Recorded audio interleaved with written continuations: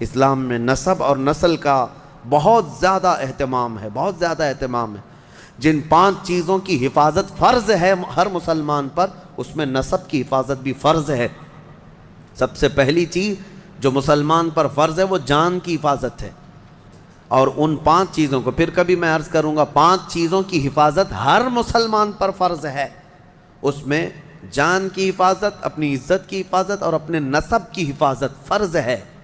اپنے نسب کی حفاظت یہ نہیں ہے، یہی تو معاملات ہیں، کسی عورت کو آپ نے طلاق دے دیا، تمہاری عورت تو نہیں ہے، عدت کے کیا معاملات ہیں؟ یہ عدت کیوں رکھی گئی؟ ارے ادھر طلاق دی ہے، دوسرے دن وہ کسی اور سے نکاح کر لیتی؟ نہیں نا، عورت کے 3 حیض آنے تک انتظار کرو، دوسرے آدمی کو نکاح کرنا ہے۔ کیوں؟ اس لیے کہ پہلے آدمی کا اگر ذرا برابر بھی نطفہ باقی رہ گیا طلاق کے وقت، تو پھر اس عورت سے دوسرا مرد نکاح کر لیا تو پھر 2 مردوں کا نطفہ ایک عورت کے اندر جائے گا تو نسب میں خلط ملط ہو جائے گا، کس کا بچہ ہے پتہ نہیں چلے گا۔ عورت کو پورا پاک ہو جانے دو، کلین ہو جانے دو، تاکہ دوسرا کوئی نکاح کر رہا ہے تو یہ ثابت ہو جائے کہ یہ اس کے بعد اگر بچہ ہوگا تو یہ اسی مرد کا ہوگا۔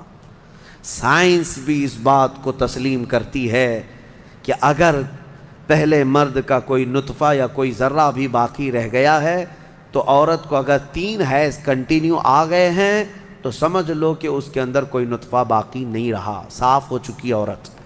اور اگر نطفہ ہوتا تو حیض نہیں آتے، حمل قرار پاتا، حمل ٹھہر جاتا، حیض نہیں آتا حمل کے دنوں میں۔